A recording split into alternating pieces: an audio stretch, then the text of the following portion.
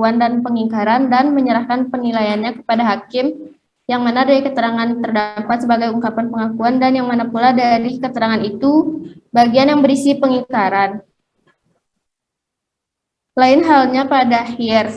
Di situ dipisah secara tegas yang mana pengakuan dan yang mana hal yang diingkari. Walaupun demikian, dalam pelaksanaan KUHP tidak akan mengurangi wewenang hakim untuk menanyakan dan memintakan penjelasan kepada terdakwa bagian yang mana dari keterangannya yang bersifat pengakuan dan yang mana yang diingkari.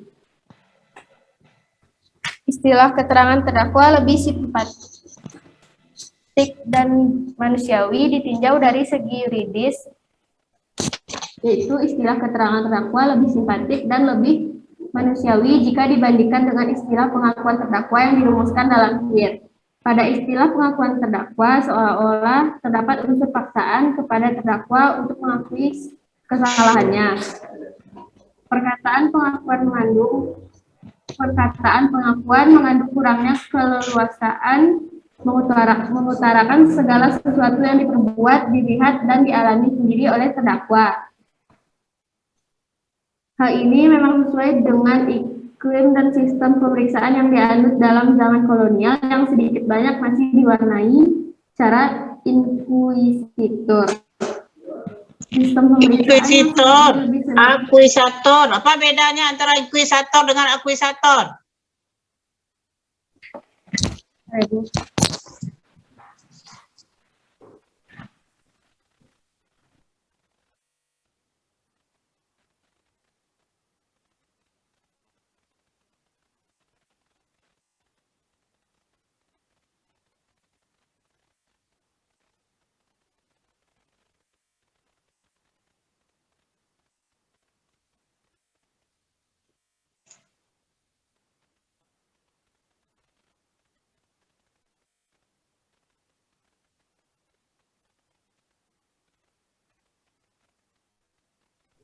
Inkuisitor merupakan sistem pemeriksaan yang sifatnya lebih cenderung menyudutkan terdakwa daripada posisi seolah-olah terdakwa yang sedang diperiksa sejak mula sudah dianggap bersalah.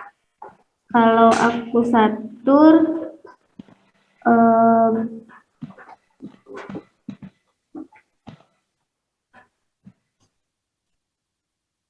mode pemeriksaan yang dianut oleh KUHP. Apa mode pemeriksaan yang oleh KUHP itu akusator itu seperti apa dia terdakwa itu? Apakah hanya dia sebagai objek belaka atau sudah dipandang dia sebagai subjek, mempunyai hak dan kewajiban? Kalau hanya inkuisitor hanya sebagai objek saja, kewajiban saja. Nah, kaitkan dengan prinsip-prinsip asas-asas yang pada pemeriksaan perkara yang ada dalam KUHP. Jangan hanya membaca aja. Terus saya tanya kan bingung saudara. Saudara membaca itu buku apa yang saudara baca itu? Yahya Harahap, Bu. Buku. Ya kan kebetulan sekarang membaca, baru pertama sekarang membacakan, sebelum-sebelumnya belum pernah ya. Hanya tadi hari ini belajar membaca baru namanya itu. Tapi selama ini belum pernah membaca. Makanya kan model orang yang sudah pernah membaca dan model orang yang baru membaca, kenapa dia? Jadi apa yang saya inginkan sebelum ini, sebelum kuliah, sebelum saya bertanya begini, sudah pernah Anda baca selalu dulu. Sampai putusan hakim. Nah, lalu nanti kan intinya saja yang Anda sampaikan. Seperti si Habib tadi menyampaikan itu kan jelas, dia menyampaikan pokok-pokoknya saja. Tidak membaca seperti air mengalir begitu, seperti apa yang tertulis. Nampak bedanya? Di situ keobjektivitasan saya menilai Anda. Ya, nampak yang sudah ada menguasai, nampak sudah yang ada betul, nampak itu. Ya, Anissa Putri Indra Permana, ada? Ada, Bu. Setelah adanya pemeriksaan terhadap terdakwa, lalu apa lagi yang terjadi, Anissa?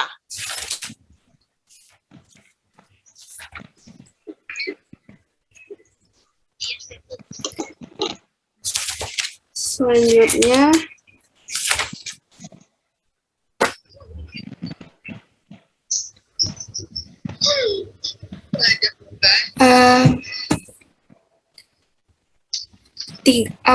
kekuatan pembuktian keterangan terdakwa. Ya, maksud kekuatan pembuktian itu bagaimana, Nisa?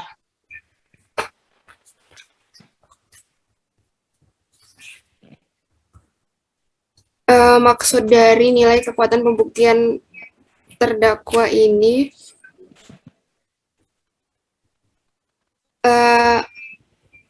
yang pertama itu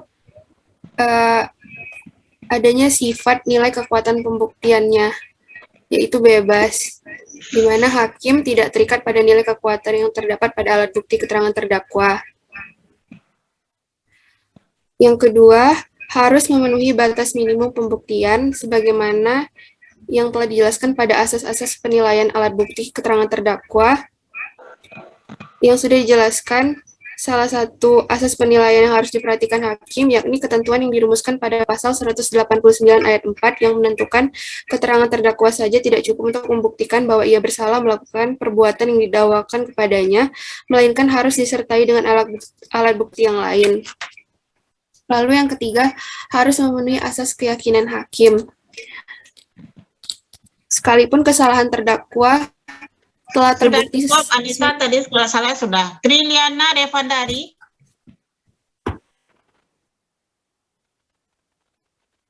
Triliana Devandari. Ya, Bu.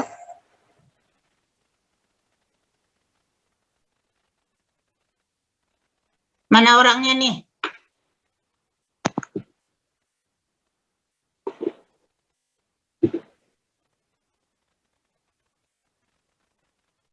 Apa tahapan berikut setelah pemeriksaan terdakwa?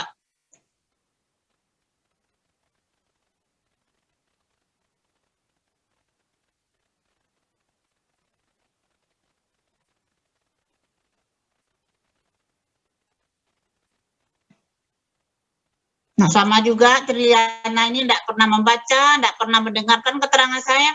Saya tanya tahapan apa lagi setelah keterangan terdakwa, nggak bisa jawab. Nggak ada definisi-definisi yang saya tanya di situ. Tahapan apa lagi setelah keterangan terdakwa? Pemanggilan atau surat panggilan, Bu. Kepada siapa?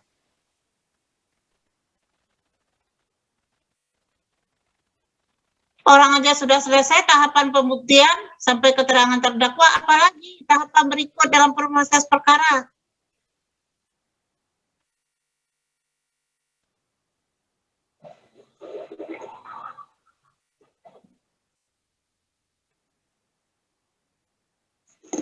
Nah, ini lagi yang juga nggak pernah membaca, nggak pernah mendengar, dan segala macam. Saya tidak menanya definisi, tidak menanyakan apa-apa. Apalagi tahapan dalam pemeriksaan perkara pidana setelah selesai pembuktian sampai dengan pemeriksaan terdakwa. Nah, apalagi?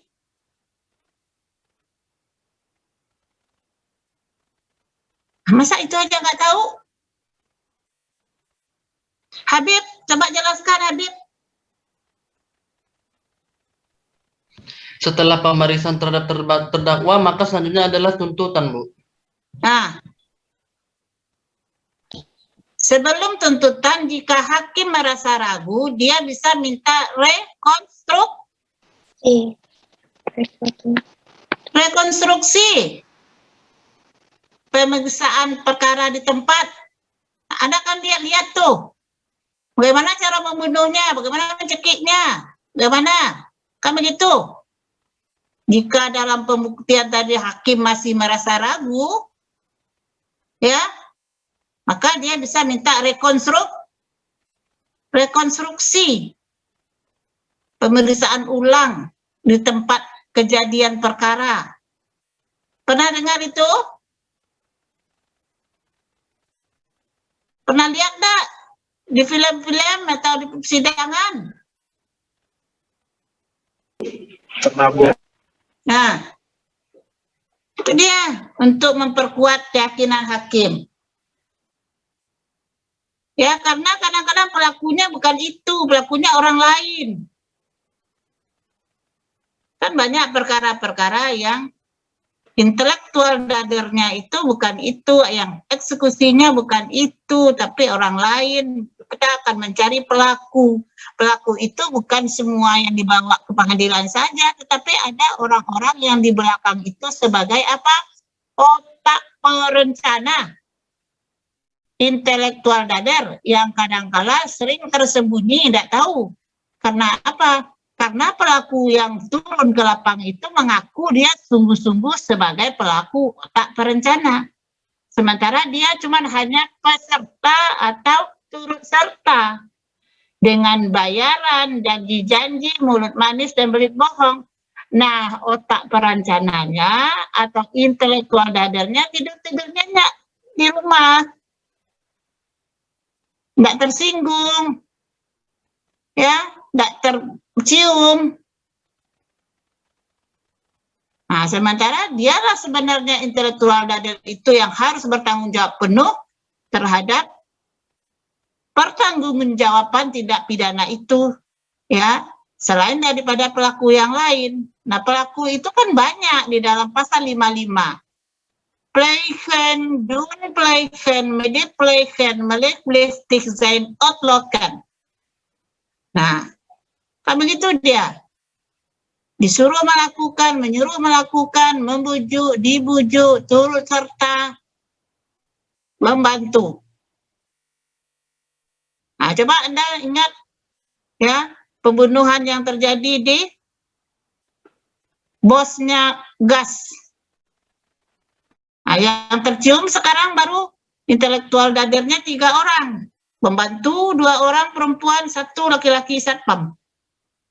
Sementara yang eksekutornya belum tertangkap. Nah, tentu berat ancaman pidana ada pada intelektual dader ini yang sudah merencanakan dari awal. Pulang ke kampungnya, sakit hati sama bosnya, dibuatnya rencana sama keluarganya di sana, carinya lah pembantu pembunuh bayaran, pura-pura merampok dulu. Ya, sebenar-benar merampok dia. Nah, yang tahu semuanya letaknya pembantu ini, dan kemudian menghabiskan nyawanya, masa pembantunya tidak ada apa-apa, sama satpamnya tidak apa-apa. Nah, pelaku utama belum tertangkap sekarang, yang tertangkap itu, ya. Nah, itu dicari semua itu. Jadi Anda, Triliana, nampaknya belum bisa merubah posisi. Ada apa kesulitan belajar, Triliana?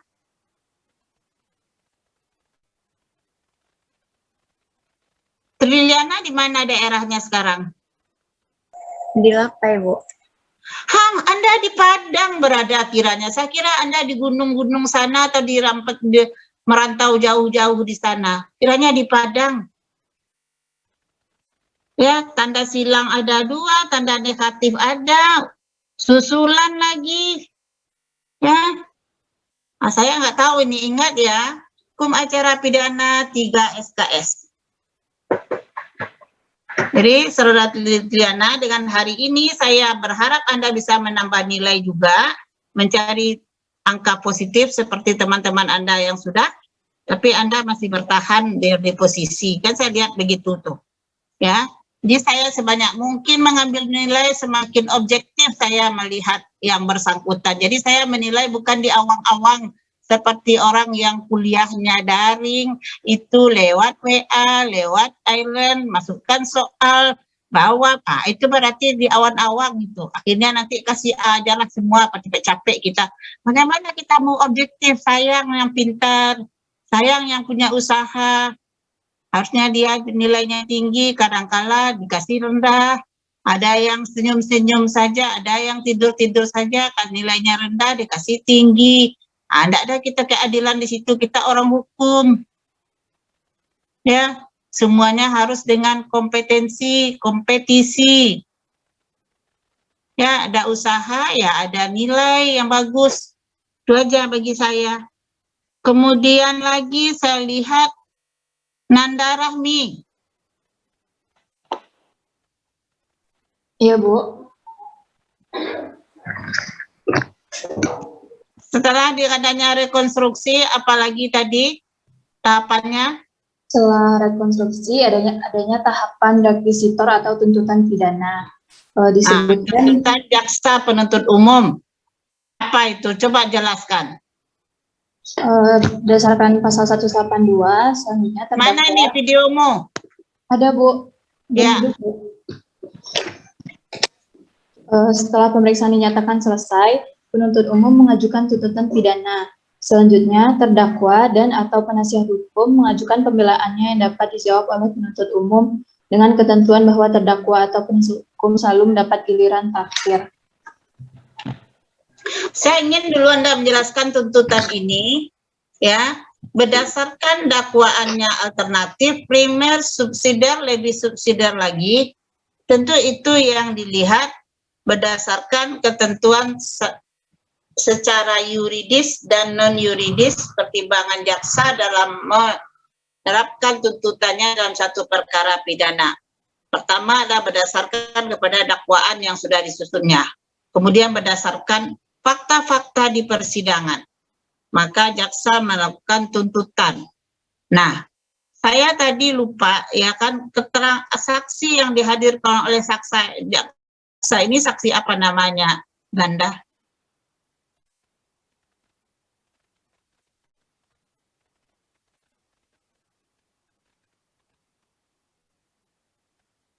Nah, ditanya aja nggak dapat juga lagi.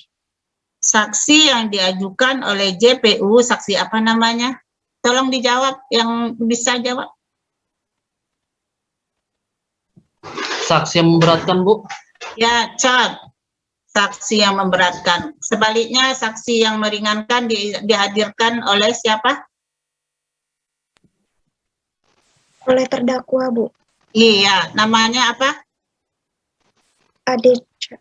Adeca. Bagus.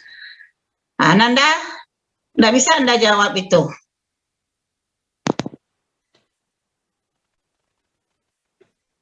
Coba kameranya Anda mundur ke belakang sedikit supaya agak kelihatan, ya.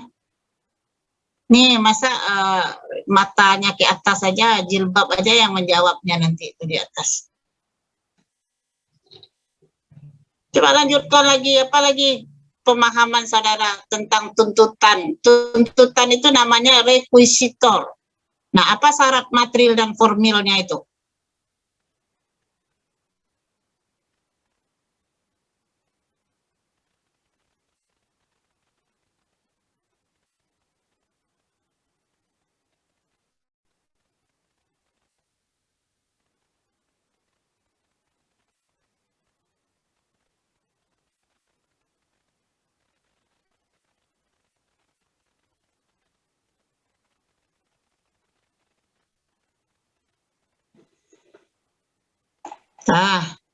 Saya.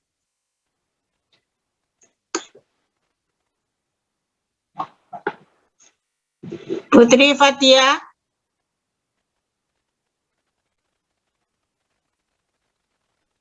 Iya, Bu. Lanjutkan, apa yang bisa saudara jelaskan tentang tuntutan JPU, tentang rekuisitor?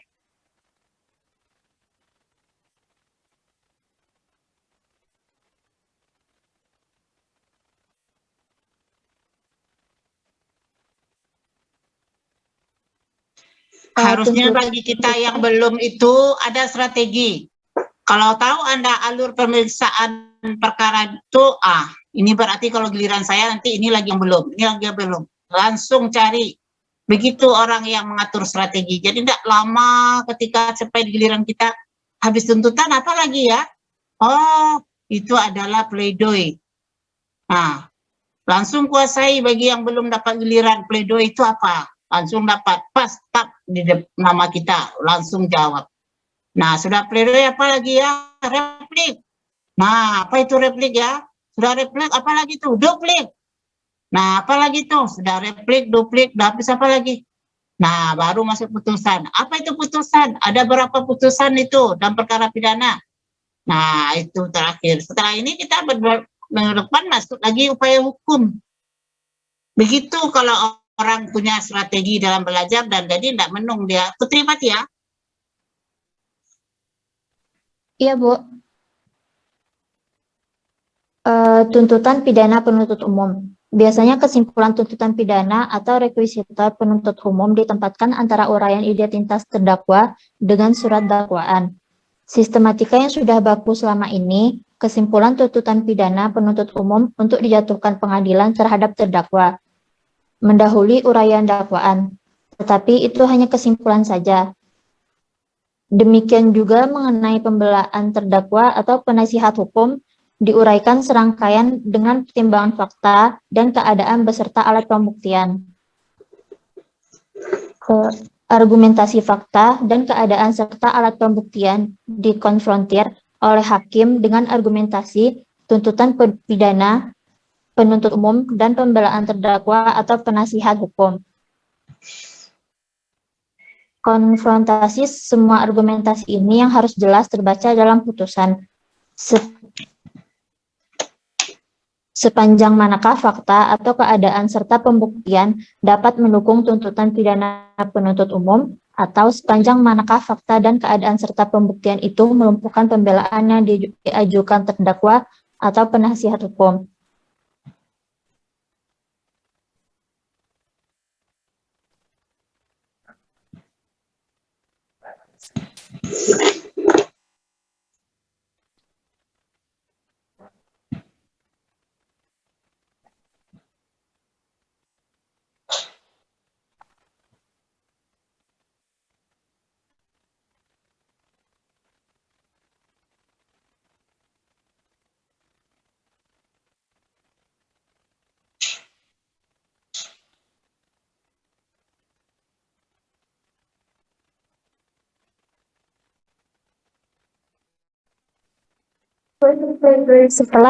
Setelah jaksa penuntut umum selesai membacakan surat tuntutannya, maka giliran diberikan hak kepada terdakwa atau penasihat hukumnya untuk mengajukan pembelaan atau pledoi sesuai pasal 182 KUHP.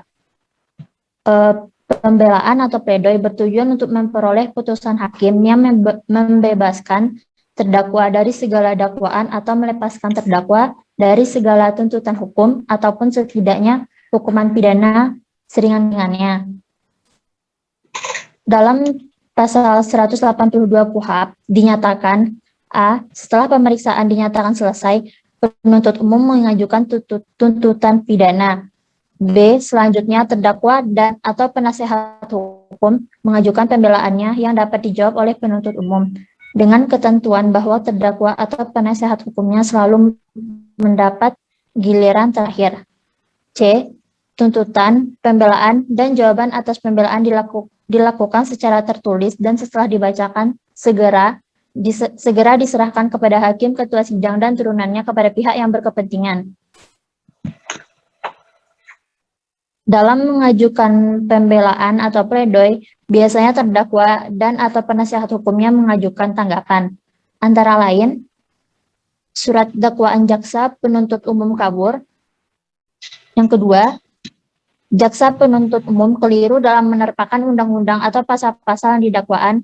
Yang ketiga, jaksa penuntut umum keliru melakukan analisa terhadap unsur-unsur delik yang dilakukan dalam dan yang didakwakan dan penerapan terhadap perbuatan terdakwa yang dipandang terbukti. Yang keempat, jaksa penuntut umum keliru dalam menilai alat-alat bukti atau menggunakan alat bukti yang tidak mendukung. Yang kelima, delik yang didakwaan adalah delik material bukan formil. Yang keenam, mengajukan alibi pada saat terjadinya perbuatan pidana. Dan yang terakhir, perbuatan terdakwa bukanlah perbuatan pidana, tetapi perbuatan perdata. Sudah, Bu. Sebenarnya, ya, ada satu hal yang terlupakan. Sebelum jaksa mengajukan tuntutan, ada yang kita katakan penggabungan ganti kerugian dengan tuntutan antara perdata dan pidana. Pasal berapa itu? Untuk mempermudah, jika dalam suatu tindak pidana itu menimbulkan kerugian, maka korban berhak untuk mengajukan ganti kerugian. Gabungan perkara perdata dengan pidana yang itu harus diajukan sebelum jaksa mengajukan tuntutan. Pasal berapa itu?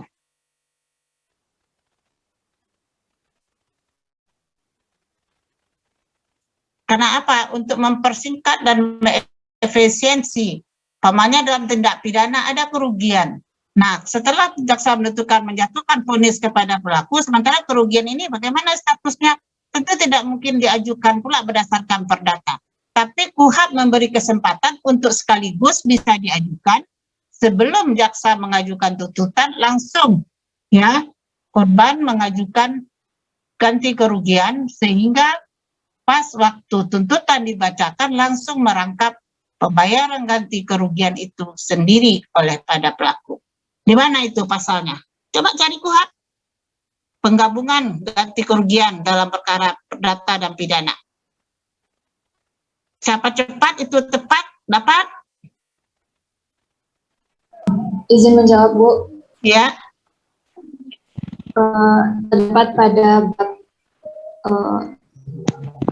Terdapat pada pasal 98, yaitu tentang penggabungan perkara gugatan ganti kerugian. Pada pasal pada ayat 1 disebutkan, jika suatu perbuatan yang menjadi dasar dakwaan di dalam suatu pemeriksaan perkara pidana oleh pengadilan negeri menimbulkan kerugian bagi orang lain, maka hakim ketua sidang atas permintaan orang itu dapat menetapkan untuk menggabungkan perkara gugatan ganti kerugian kepada perkara pidana itu. Ayat 2, permintaan sebagaimana dimaksud dalam ayat 1 hanya dapat diajukan selambat-lambatnya sebelum penuntut umum mengajukan tuntutan pidana. Siapa namamu? Siapa namamu ini? Hah? Nanda Rahmi, Bu. Siapa? Nanda, Bu. Nanda. Ah. Ya, Bu. Nanda, mana Nanda nih? Nanda Rahmi. Oke, menambah nilaimu yang kurang tadi ya.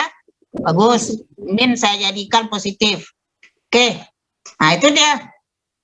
Ya.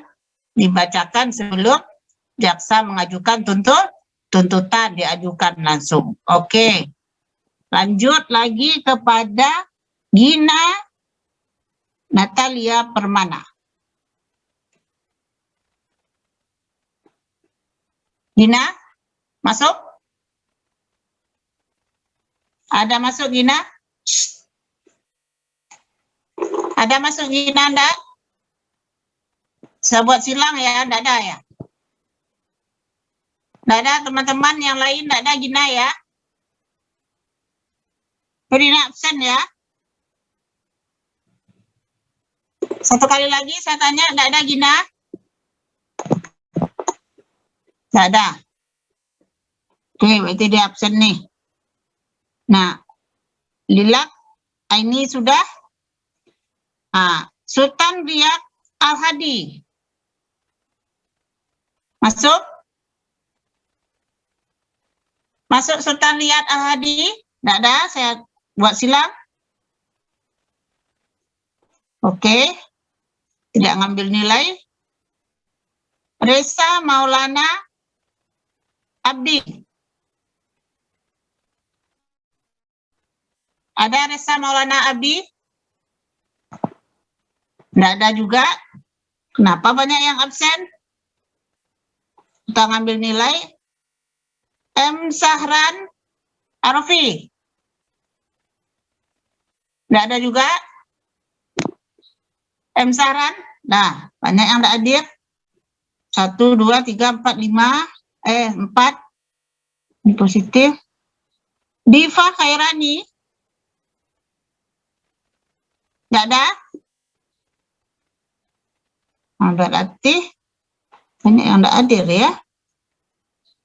Rizdiva Sarah. Iya, Bu. Ya, silakan. Rizdiva Sarah. Selanjutnya replik oleh jaksa, Bu.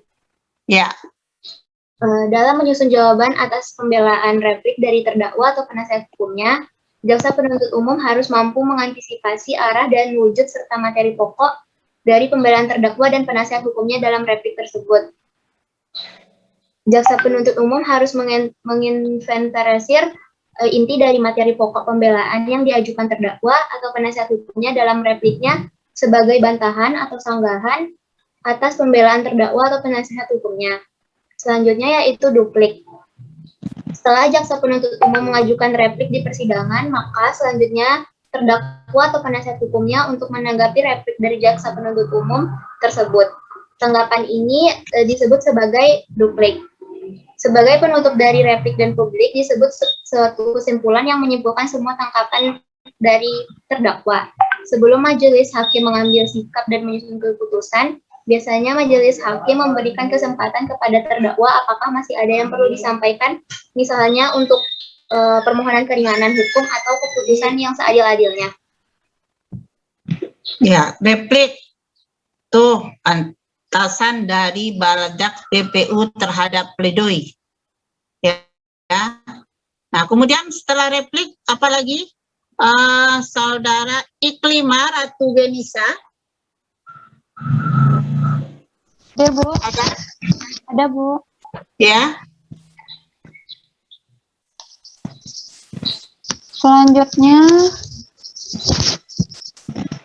Selanjutnya duplik, Bu. Nah, apa itu duplik? Setelah jaksa penuntut umum mengajukan replik di persidangan, maka selanjutnya giliran terdakwa atau penasehat hukumnya untuk menanggapi replik dari jaksa penuntut umum tersebut. Tanggapan seperti ini lazim disebut sebagai duplik. Sebagai penutup dari replik dan duplik, dibuat suatu kesimpulan yang menyimpulkan semua tanggapan dan tangkisan. Sebelum majelis hakim mengambil sikap dan menyusun keputusan, biasanya majelis hakim memberikan kesempatan kepada terdakwa apakah masih ada yang perlu disampaikan, misalnya mohon keringanan hukum atau mohon keputusan yang seadil-adilnya. Oke, nah berarti disimpulkan ya. Jadi sebelum apa itu? Ya, sebelum vonis dijatuhkan, diberilah kesempatan dan segala macam. Khairul Ihsan. Ada Khairul Ihsan? Khairul Ihsan, tidak ada, saya tanda silang. Hadir, Bu. Loh. Bu, jadinya enggak susah dikit, Bu. Nih rambutnya diikat apa nih? Iya, Bu, diikat, Bu. Oh, dipelihara ya? Selama pandemi rambutnya ya? Terus nanti kalau mulai kuliah luring pindah ke sastra? Enggak, Bu. Dipotong nanti, Bu.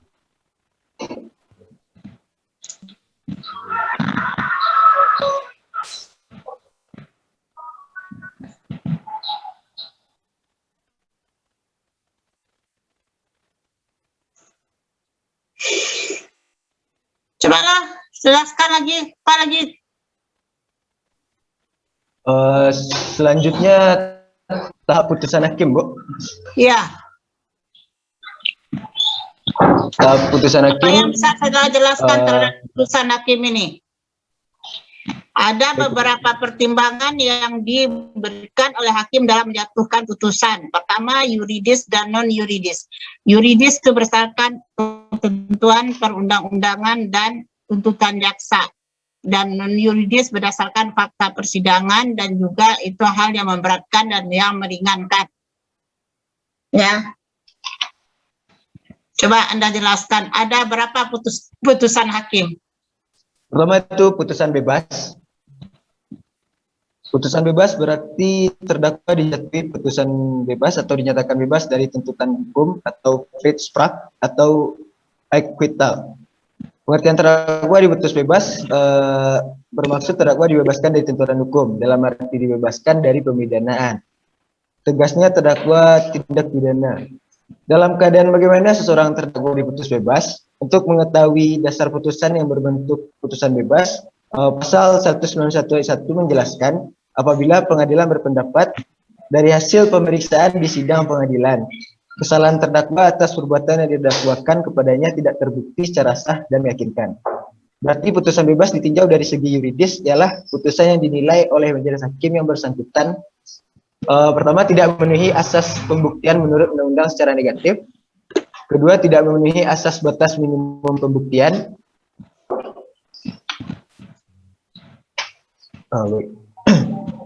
Tidak memenuhi asas pembuktian menurut undang-undang secara negatif bermaksud Pembuktian yang diperoleh di persidangan tidak cukup membuktikan kesalahan terdakwa dan sekaligus kesalahan terdakwa yang tidak cukup terbukti itu tidak diyakini oleh hakim.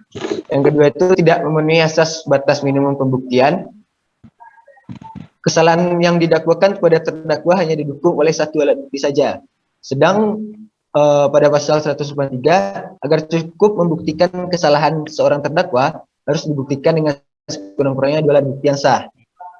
Dalam pasal 193 terkandung dua asas. Pertama itu asas pembuktian menurut undang-undang secara negatif yang mengajarkan prinsip hukum pembuktian di samping kesalahan terdakwa cukup terbukti. Harus pula dibarengi dengan keyakinan hakim akan kebenaran kesalahan terdakwa. Kedua, asas batas minimum pembuktian yang dianggap cukup untuk membuktikan kesalahan terdakwa harus dengan sekurang-kurangnya dua alat bukti yang sah.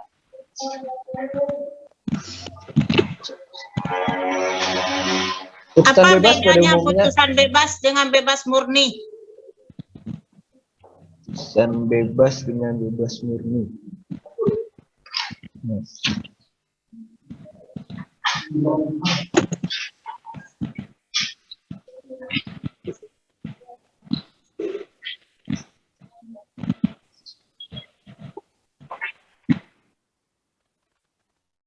Nggak ada, Anda membaca kepustakaan ada bebas murni, ada bebas Prijspraak, onslag, dan pemidanaan. Coba sementara dulu Khairul Ihsan, Anda cari apa bebas dan bebas murni. Itu tanggung jawab Anda nanti menjelaskan kepada saya. Baik, Bu. Sekarang Hilmi Ishak Rasul. Ada? Ada, Bu.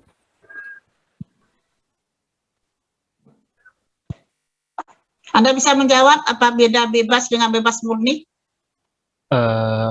Bebas dengan bebas murni. Kalau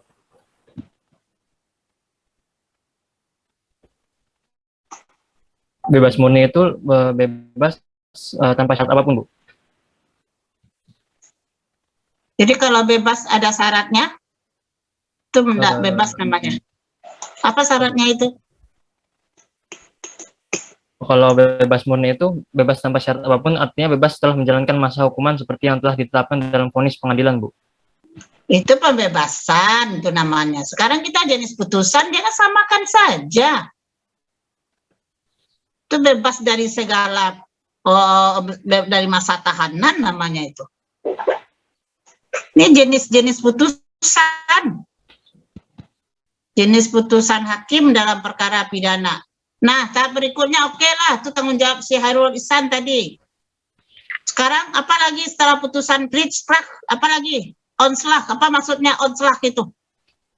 Onslag itu... Wah, nyari-nyari baru sekarang ya. Karena saya bilang tadi, setelah ini apa lagi? Kalau kita yang belum merasa, cari kantung. Anda istirahat, cari dulu setelah itu Hilmi ya. Saya ngajar waktu. Dehan, Martin.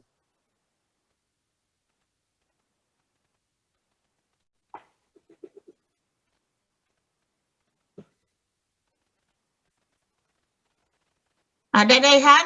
Tidak masuk Dehan, saya coret. Silang? Tidak ada. Nah, sekarang lagi Yogi Deno Frianto. Nah, apa itu onslag?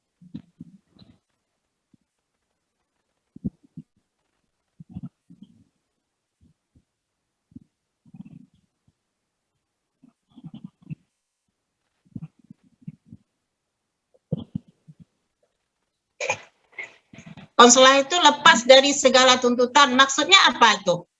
Contohnya apa? Kok bisa dia lepas dari segala tuntutan?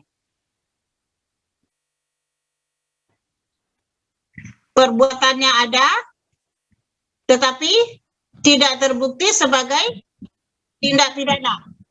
Makanya dia onslag. Kalau perbuatannya ada dan terbukti sebagai tindak pidana, dia apa itu putusannya?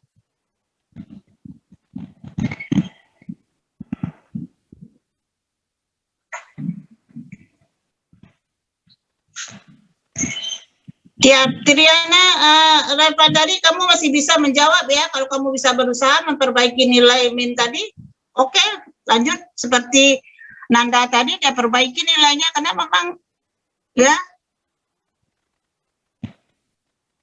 Kalau perbuatannya tidak ada dan tidak ada pula ketentuan pidana yang dia langgar, nah, berarti dia bebas. Kalau perbuatannya ada, tapi tidak ada ketentuan pidana yang dia langgar, maka dia onslaught.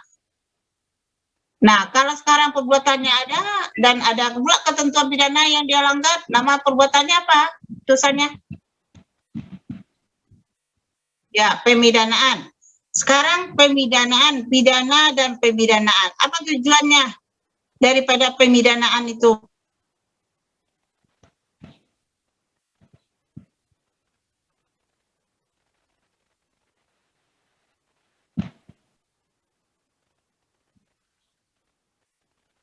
Anda harus kuasai yang lain. Tujuan pidana, pemidanaan itu, alasan pembenarannya pidana itu berdasarkan KUHP, hukum pidana, rancangan KUHP yang baru.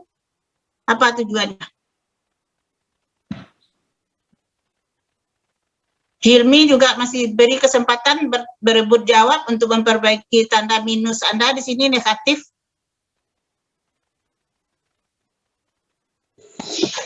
Hairul Ihsan juga belum terjawab. Silakan dijawab.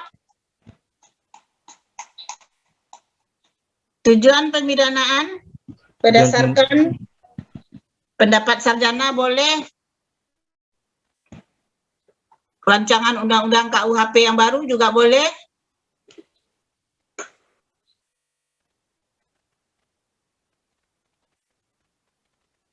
Nggak bisa. Nah,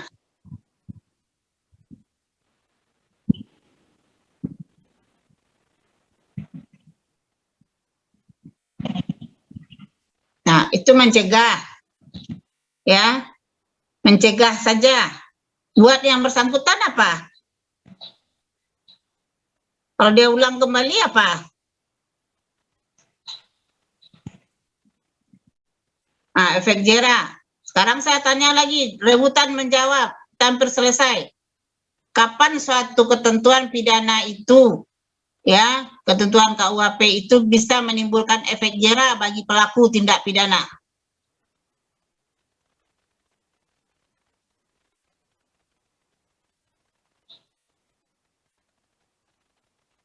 Apakah hanya sekadar diancam dalam ketentuan pidana dalam undang-undang saja, atau bagaimana supaya dia ada efek jera? Toh kok di korupsi ada pencaman pidana mati, tapi kok koruptor makin merajalela sekarang? Supaya bisa menjawab tuh logika tuh saya minta.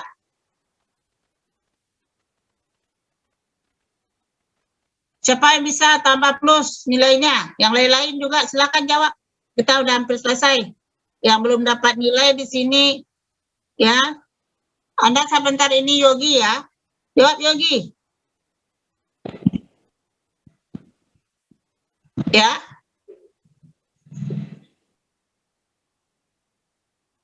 Coba Andre Raymond ada?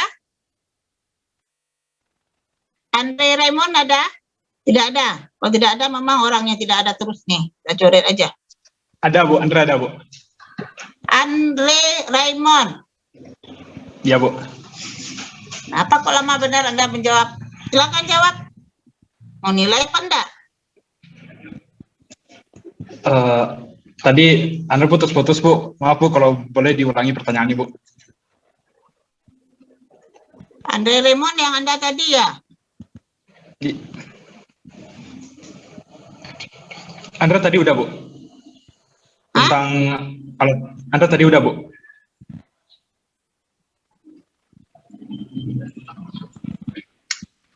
Andre Raymond. Itu namamu. Ada Andre Al-Ghafiri ada juga. Andre Raymond Al-Ghifari Bu. Oh, memang itu. Bilangnya satu, Andre Raymond Al-Ghifari gitu. Iya Bu, satu nama Bu. Satu nama digabung ini. Ya, belum ada nilai, belum ada di sini. Di sini pun susulan juga nih, ada susulan nilai UTS-mu. Tadi Andre udah ngejawab Bu pas awal-awal tadi tentang Ya, waktu Anda ditanya tapi belum berdasarkan buku ini ya. Anda bisa jawab? maaf Bu, boleh diulang pertanyaannya Bu? Jawab pertanyaannya tadi itu. Tentang apa tadi itu ya? Coba jawab ya. Kapan suatu ketentuan undang-undang itu ya bisa dinyatakan menimbulkan efek jera?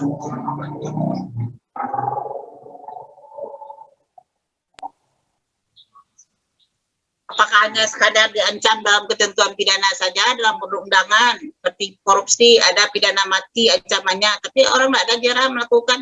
Semakin banyak koruptor, semakin berjenis-jenis kualitas korupsi sekarang, malah merajalela.